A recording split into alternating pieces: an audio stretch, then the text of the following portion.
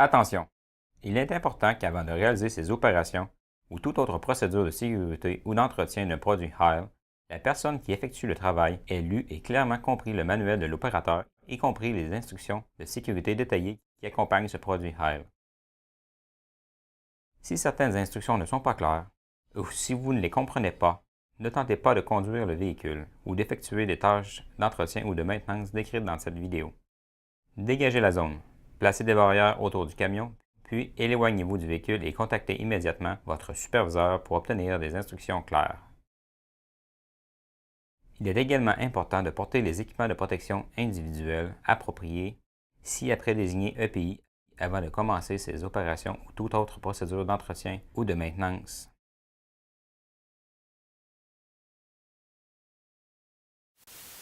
Bonjour, je suis Edward Welch, le gourou du service chez High Environmental à Fort Payne en Alabama. Merci de vous joindre à moi au Service Shack.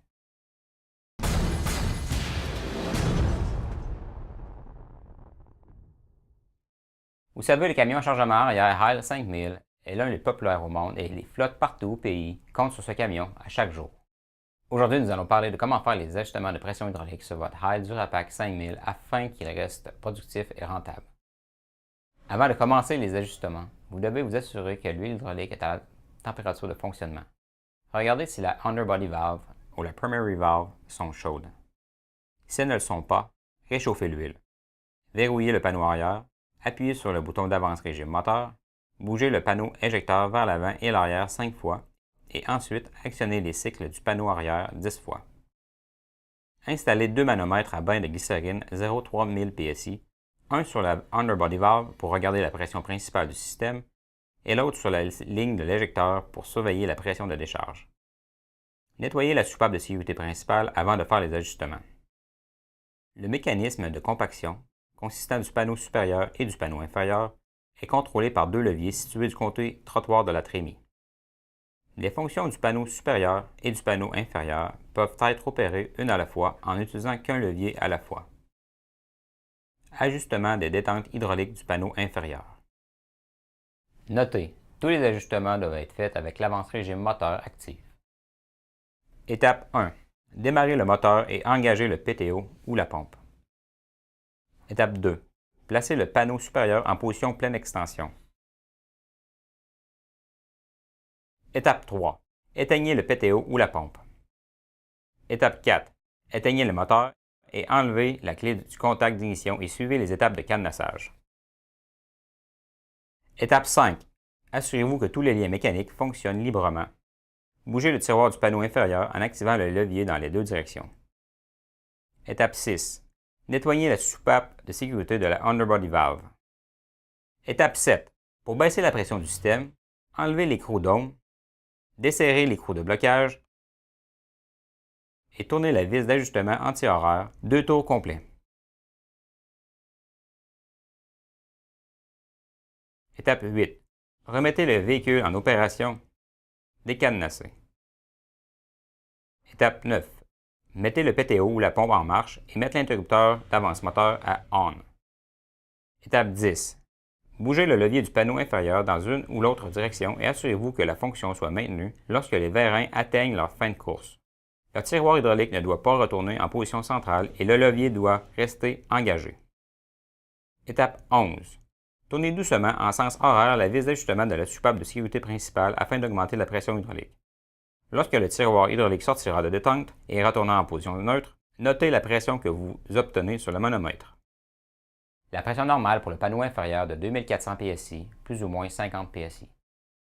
Étape 12. Si l'ajustement n'est pas dans la gamme de pression spécifiée, enlevez le bouchon de caoutchouc situé au bout du tiroir hydraulique du panneau inférieur afin d'avoir accès à la vis d'ajustement des détentes. Attention! Ne jamais se placer dans la trémie. Soyez spécialement vigilant lorsque des ajustements doivent être faits sur le mécanisme de compaction et le moteur est en marche. Étape 13. Tournez la vis d'ajustement du tiroir hydraulique en sens horaire pour augmenter la pression et de sens anti-horaire pour baisser la pression. Notez. Faites attention de ne pas forcer la vis d'ajustement du tiroir. Vous pourriez endommager la tige d'ajustement interne et briser la valve. Étape 14. Répétez les étapes 8 à 12 afin de valider les résultats. La valve de déchargement de l'éjecteur est située près de la underbody valve. Il y a deux ajustements différents à faire sur cette valve. Valve de déchargement de l'éjecteur. Notez, tous les ajustements doivent être faits avec l'avance régime moteur active. Étape 1. Démarrer le moteur et mettre le PTO ou la pompe en marche. Étape 2. Placer le panneau supérieur en position pleine extension. Étape 3. Mettez le PTO ou la pompe à l'arrêt. Étape 4. Mettez la clé d'ignition en position off, enlevez les clés et suivez les étapes de cadenassage. Étape 5. Déconnectez le rappel de tiroir du levier de contrôle. Premièrement, enlevez le boulon de rétention sur le pivot du rappel de tiroir. Ensuite, tirez sur le levier hors de la pine. Étape 6. Démarrez le moteur et mettez le PTO ou la pompe en marche. Étape 7. Poussez le levier du panneau supérieur afin de déplacer le panneau supérieur en position complètement rétractée. Repositionnez manuellement le levier de commande en position neutre. Ajustement de la valve B. Étape 1. Verrouillez le panneau arrière et ajustez la soupape de sécurité principale à 2100 PSI. Étape 2. Enlevez les bouchons qui recouvrent la soupape de décharge B et C sur la soupape de décharge de l'éjecteur. Étape 3. Tournez la vis d'ajustement sur la valve C en sens anti-horaire 2 tours complets. Étape 4. Tournez la vis d'ajustement sur la valve B en sens horaire 2 tours complets. Étape 5. Tirez sur le levier de contrôle de l'éjecteur afin d'étirer le vérin complètement et maintenez la fonction momentanément en fin de course. Étape 6. Relâchez le levier. La pression est maintenant trappée dans le vérin. Étape 7. Surveillez le manomètre dans la ligne de l'éjecteur. Il devrait indiquer 1800 PSI. Notez, si la pression ne reste pas trappée, tournez la soupape B en sens horaire et répétez les étapes 5, 6, 7. Étape 8. Poussez le levier du contrôle du panneau supérieur et laissez-le en position crantée lorsque les vérins seront en fin de course rétractés. Étape 9.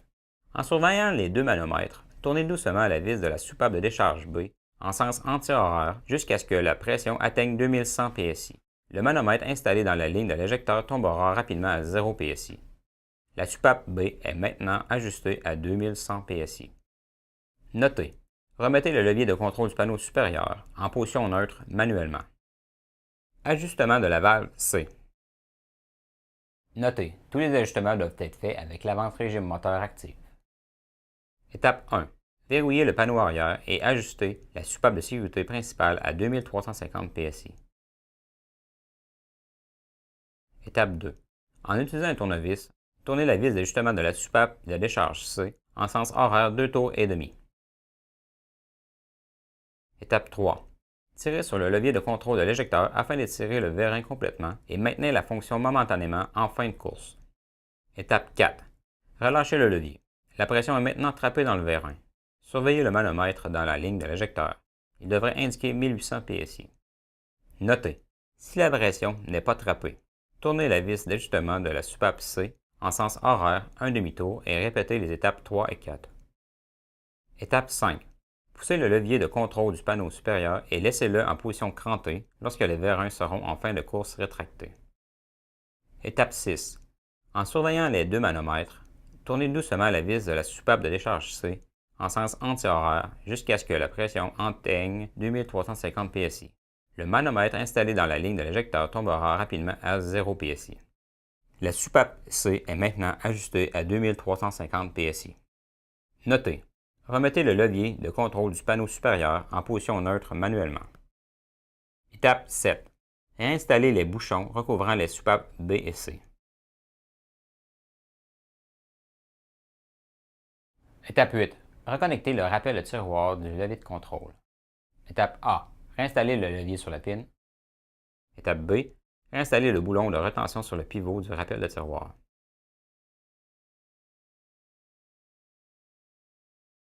Étape 9. Suivez les procédures afin de réajuster la soupape de sécurité principale. Soupape de sécurité principale, underbody valve.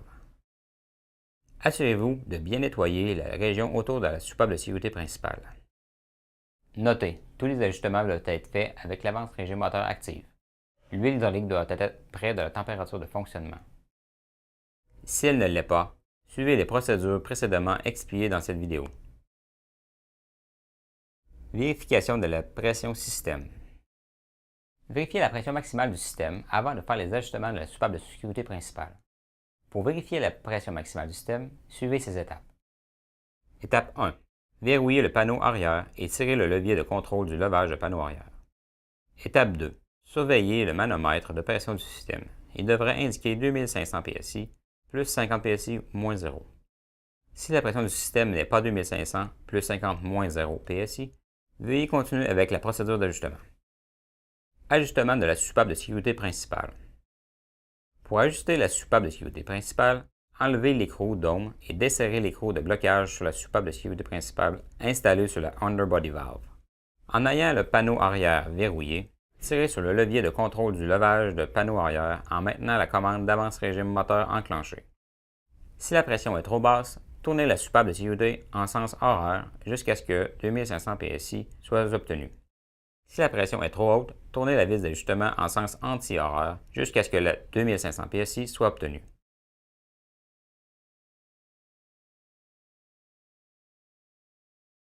Étape 1. Serrez l'écrou de blocage sur la underbody valve. Étape 2. Vérifiez la pression de nouveau. Étape 3. Retirez tous les manomètres. Étape 4. Vérifiez les fuites. Étape 5. Réinstaller l'écrou dôme.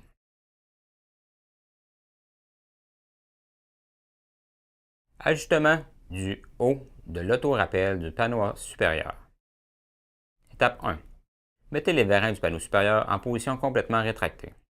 Étape 2. Vérifiez la distance entre l'extrémité du vérin et le centre de la pine du vérin côté tige. Cette distance devra être 4 pouces 3 quarts plus ou moins 1 quart de pouce. Étape 3. Si incorrect, desserrez les écrous de blocage et tournez la tige d'ajustement en sens horaire afin d'allonger la tige ou en sens anti-horaire pour raccourcir la tige d'ajustement. Ajustement du bas de l'auto-rappel du panneau supérieur. Étape 1. Mettez les vérins du panneau supérieur en position complètement étirée. Étape 2.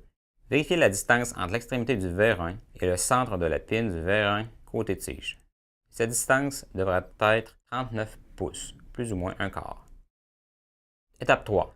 Si incorrect, desserrez les écrous de blocage et tournez la tige d'ajustement en sens horaire afin d'allonger la tige ou en sens anti-horaire pour raccourcir la tige d'ajustement. Ajustement de la soupape de protection du panneau inférieur. Une soupape de sécurité est installée dans la valve du panneau arrière afin de permettre au panneau inférieur de se rétracter légèrement, entre 2 et 5 pouces, lors de la compaction de la charge finale. Si toutefois le vérin se rétracte excessivement, entre 5 et 7 pouces de course sur le vérin, la soupape de protection du panneau inférieur a besoin d'ajustement ou d'être remplacée. Félicitations! Vous avez complété les ajustements de pression du système hydraulique de votre Heil Durapac 5000. De la part de toute l'équipe Heil, j'espère que cette vidéo vous aidera à comprendre la bonne procédure à suivre pour faire les ajustements de pression sur votre camion à chargement arrière Heil Durapac 5000. Suivre ces procédures assurera que votre camion à chargement arrière compactera des charges de la façon dont nous l'avons conçu, tout comme lorsqu'il quitta l'usine de fabrication. Rappelez-vous que nous sommes là pour vous aider de toute manière que ce soit. Soyez prudents et on se revoit prochainement ici au Service Shack.